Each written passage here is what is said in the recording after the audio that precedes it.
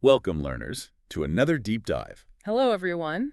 Today, we're taking a really unique journey, I think, exploring something many of us are intensely curious about, but maybe don't fully grasp in personal terms. And that's spiritual awakening. Exactly. And we've got some fantastic sources today, a conversation, a really candid one, with Mark Waller, PhD, and Christina Black. Ah, yes, the creators of the Mastering Thought YouTube channel. That's them.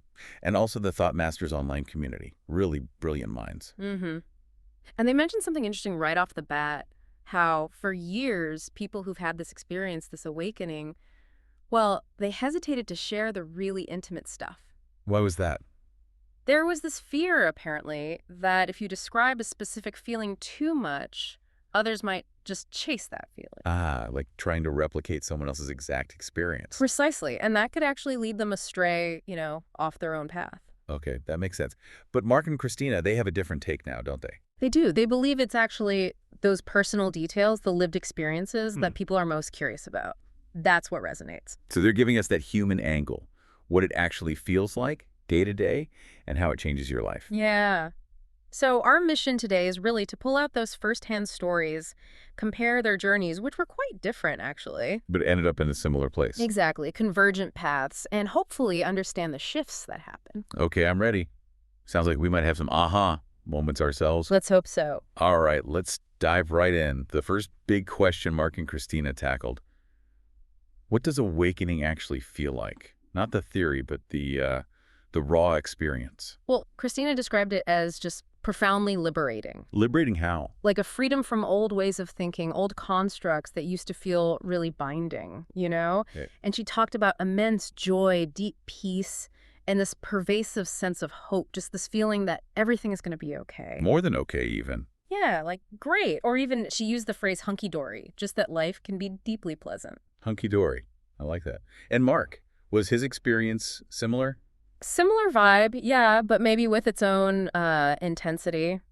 He really vividly recalled going into this state of pure bliss for several days right after his awakening. He said he woke up feeling like he was in a totally different world. A different world. How so? For him, it was a state where, and this is a quote, there was nowhere to go, nothing to do, nothing to be accomplished. Being. Exactly. Just the pure presence of living, effortless, no striving. That sounds peaceful. Incredibly. Yeah. And interestingly, he mentioned this happened right around when his daughters were graduating high school. A major life transition point. Yeah, a significant marker. So, despite the different nuances, both felt happy, relieved, unburdened. Definitely unburdened. Yeah. Mark even mentioned his book Awakening and said it felt like the peace that surpasses all understanding. That biblical phrase, yeah.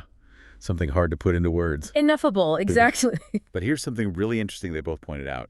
This peace, while it's sort of constant now, the intensity isn't always the same. Right. It fluctuates. Life still happens. Stresses pop up. And sometimes those old patterns, they try to hijack the experience. Hijack, like pull you back into old ways of reacting. Yeah, almost like the limbic system, that primal emotional part of the brain tries to regain control, pull you back into those automatic non-conscious reactions. So it's not like you're just blissed out 24/7 forever. Apparently not always at peak intensity, but the key, they both stressed, is awareness. Noticing when you're slipping. Exactly. Recognizing it, grounding yourself, and consciously choosing to sidestep those old patterns instead of getting swept away. Okay, so that gives us a sense of the what now, the big how. How did it happen for them? Was it like a lightning bolt or gradual? Yeah, people really want to know, don't they? Was it trauma, meditation, some specific insight? Is there a door, and how do you find it? Let's start with Christina. Hers sounded, well, maybe both sudden and gradual. That's a good way to put it. The peak moment seemed sudden, but it was actually the result of a process. A process involving an exercise Mark taught her. Yes, exactly. She did this exercise consistently for about 3 weeks, and during that time, she described feeling something building inside her. Holding how? Like she could feel her brain rewiring, that sense of neuroplasticity at work, which she found exciting. Okay. Then the actual boom, as she called it, happened suddenly. Mid-sentence, she said. Mid-sentence. Yeah. Her whole mindset, her reality just shifted instantly. And that was followed by a sort of 2-day afterglow. And now, is the shift permanent? She describes it as a steady, consistent ability now to sidestep those reactive states, to stay present. Interesting. Now, Mark mentioned something about meditation, didn't he? That he hadn't personally met anyone who had a full awakening just from meditation. He did say that, which is quite a statement. But Christina offered a counterpoint. She did, a really fascinating one. She said she has experienced smaller, similar awakenings, maybe not the full permanent shift, but significant moments. Through what? Through things like Kundalini meditations and also a technique blending craniosacral dialoguing, especially in those deep meditative states like alpha or theta brainwaves. The deep relaxation states. Right. And those moments helped her identify and release limiting mental constructs piece by piece. So maybe it's not just meditation, but certain kinds or combinations. It shows there isn't just one single way, perhaps. Yeah. What about trauma? Is that a trigger? Mark clarified this. It's not always about, near-death experiences or huge dramatic events. Okay. His own awakening came after a period of intense pain. His life, as he put it, literally fell apart. Losing his home, his marriage. Yeah, really foundational stuff. Right. He believes that this process essentially destroyed his ego. Destroy the ego. That sounds intense. It led him to a point of complete surrender where he just asked for help from something greater. And he actively sought guidance. For months, he said. Daily, asking to be shown what he needed to learn. That's quite a commitment. Wow. And Christina, did she have a similar catalyst? She also went through a major life shift right before she started working closely with Mark. What was that? Leaving her religion. And this was a religion deeply tied to both her family and her husband's family. Oh, that's huge. Socially, emotionally. Scary, she said. It changed everything. Now, she was careful not to say it definitively set her up for the awakening. But she acknowledged a connection. Yes, she called it a fruit that came from that whole upheaval. It led to better metacognition, that ability to observe her own thoughts. So the common thread seems to be significant life change.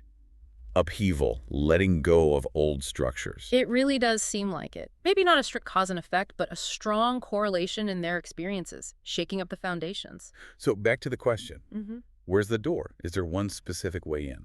They suggest it's often through specific mental exercises, things that pull you out of your normal state of existence just for moments. Giving you new perspectives.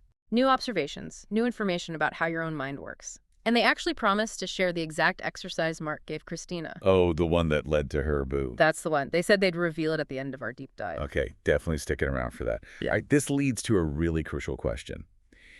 Is this awakening thing just a temporary high, a feel-good state, or is there a permanent shift? Are Mark and Christina fundamentally different now?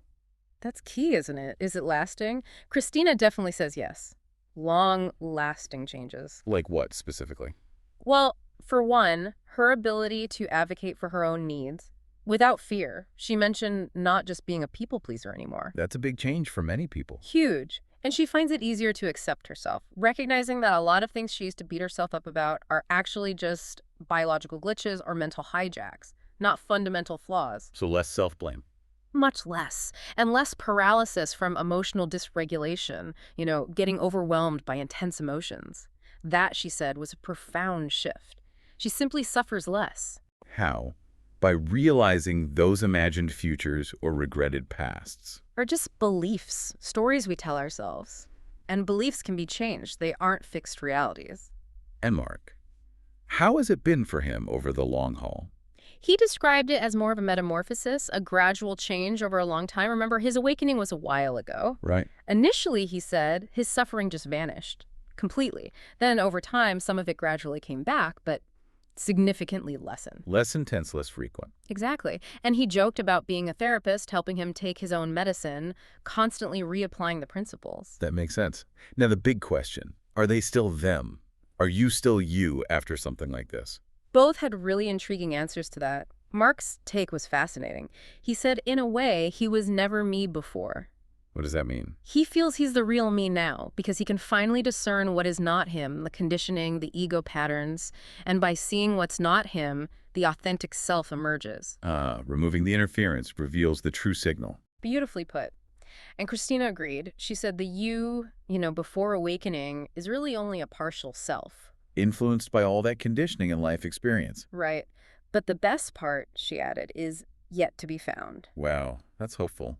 So the core you isn't lost, it's discovered. Or maybe uncovered, and it's bigger and better than you thought. So what else changed? Mark mentioned less drama. Yeah, significantly less drama. Problems just aren't really problems in the same way. He has this great line, life is perfect unless I think about it. Hmm. Life is perfect unless I think about it. That sounds simple, but profound. What does that practically mean when you're facing, say, a job loss or illness? It means recognizing that the suffering often comes from the story we spin around the event, our thoughts about it, more than the raw event itself. It's not about denial, but about seeing where the extra layer of mental suffering comes from. Like separating the fact from the interpretation. Exactly. And Christina loved another saying, stop looking for a better moment. Just be in this one. But is it just a state of mind? Can you just think your way into this? They were both very clear on this. Yeah. No, it's not just a state of mind, it's deeper. It's a knowing you can't unknow. A fundamental shift in perception. Yes. Falsehood just falls away. Things that aren't authentic to your true self are immediately recognizable and you just don't buy into them anymore. So it's freedom. Really? Freedom, knowledge, and surprisingly, they both said it requires not a lot of effort to maintain once the shift happens. A significant return on investment then. Definitely sounds like it. Okay, this next question is a big one, especially for, driven, goal-oriented people. Can I make awakening happen? Or does it just happen to you? The agency versus surrender question. Do you strive for it, or does it arrive when you stop striving? Exactly. What did they say? Christina was quite direct. She said, you have to let it happen. It's an act of letting go. Letting go. And she mentioned the exercise they're going to share requires so little work. The challenge isn't the effort, it's accepting the simplicity. Right, the ego wants a big, hard task to feel accomplished. Precisely. And Mark brought up a key idea from Eastern spirituality. Awakening requires surrender. Surrender of what? Ultimately, surrender of the spiritual search itself. It's the ego finally letting go of needing to achieve something, to arrive somewhere, to tick the awakened box. Wow, that's a paradox. You have to stop searching to find it. Isn't it just? Christina also mentioned she was reading The Art of Effortless Living around that time. Fitting. Very. And she suggested that for those high achievers, maybe the goal shouldn't be the awakening itself. What should it be then? Steadiness. Steadiness in the practice, like doing the exercise they recommend consistently, maybe 3 times a day. And just letting that simple act be enough. Exactly. Trusting that the consistent, simple practice itself changes your brain state, sets the stage, without forcing the outcome. So Mark's point is, shift the mindset from striving for the result to just setting up the conditions. Perfectly said. He even observed that the people who are sometimes most difficult to work with are those who are so result-oriented, they just can't accept the simplicity. They resist it. They think it can't be that easy. Right. It has to be harder. So the answer is kind of a blend. You practice, you create the conditions. You wait, and you surrender the outcome. The practice isn't doing the awakening. It's about becoming more aware. Fostering that self-awareness. Which sets the stage for the realization to dawn, perhaps when you least expect it. Okay, final question. And it touches on something deep, maybe a bit vulnerable for people. What if I'm afraid of losing myself? Ah, yes. The fear of annihilation, essentially. People wonder, will I still love my family? Will I still relate to people? Will I still matter? Will I even exist in a way I recognize? And Mark immediately pointed his finger at the source of that question. The ego. The ego. It's the ego that fears its own demise in this transformation. It's terrified of changing or disappearing. And it's so used to drama, conflict. Exactly. It's conditioned to narrative, to struggle, to identity based on problems. So it fears life without that. It imagines this gray neutrality or just boredom. Like if I'm not worrying or striving, what's left? Right. But Christina had such a great perspective on this. She acknowledged that, yeah, sometimes the limbic system, that old part of the brain, does kind of crave the familiar drama. But the absence of it post-awakening isn't gray or boring. She called it a sweet relief. Sweet relief. I like that. You start to see the patterns of that old drive, that craving for intensity, but you see it from a distance. And you can choose not to engage. You can choose to operate from a different part of yourself, a calmer, more peaceful, more authentic place. So what is it that's actually lost? Ultimately, Mark revealed, what you realize is that your identity, that sense of a fixed, separates me. It's largely an illusion anyway, a concept you've constructed. So the ego's fear is about losing something that wasn't even solid to begin with. Pretty much. Its deepest fear is that it will die.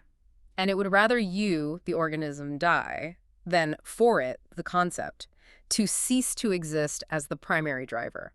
That's a stark way to put it. But also points to where the freedom lies, doesn't it? It does, when you realize you're not just the ego. Then its fears don't have the same power.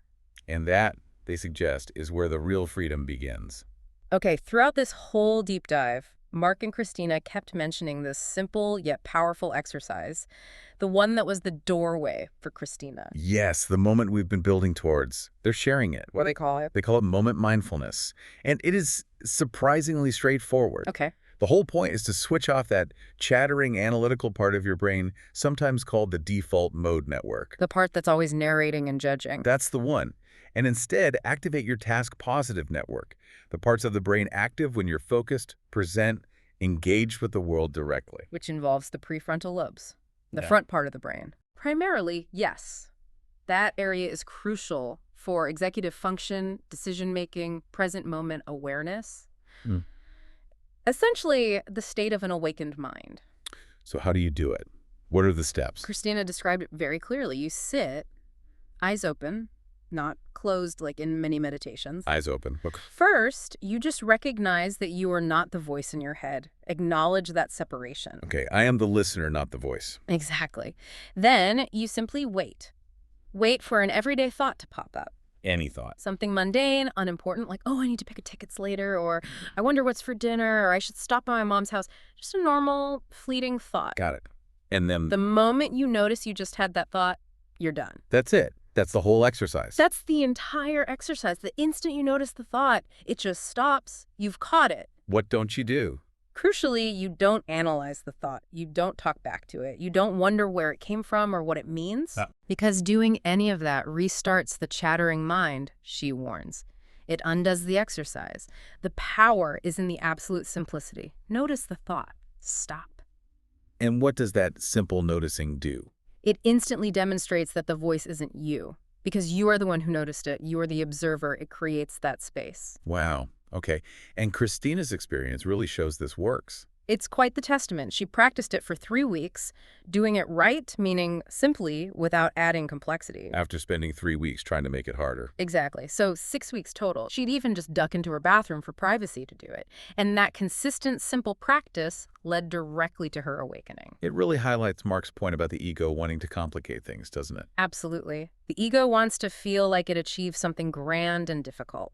Resisting that urge to overcomplicate seems to be where the magic is. What a truly profound deep dive. Yeah. Hearing those firsthand accounts from Mark Waller and Christina Black, it really demystifies spiritual awakening, I think. It does. Their willingness to share the intimate details, the struggles, the breakthroughs, and especially that simple moment mindfulness exercise. Yeah. It makes it feel accessible. It opens a pathway for sure. And if you, our listeners, are curious to explore this more, to get a deeper understanding, or maybe even try the exercise and see what happens. They should definitely check out Mark and Christina's resources. Absolutely. Highly recommended. You can find loads more of their insights, their discussions on the Mastering Thought YouTube channel. Lots of great videos there. And for a really supportive environment, there's the Thought Masters online community. Right. That's their community space for connection, learning. They even have things like a book club, I believe. And live Q&A sessions too, right? With their manager, Vanessa Marino. Yes. Every Thursday night at 6:15, I think. A great place to engage and ask questions. So plenty of ways to dive deeper. And they genuinely seem to welcome interaction. They respond to comments, make videos based on listener questions. So if you've had your own experiences, or if this exercise sparks something, share it. Yeah, engage with the material. They say the more you engage, the easier these concepts become to integrate. Makes sense. So as we wrap up today's deep dive, here's a little something to reflect on. A provocative thought, perhaps. Go for it.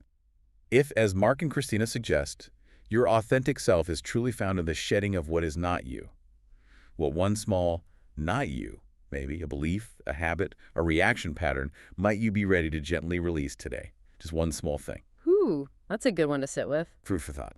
Until next time, keep exploring, keep questioning. And keep diving deep.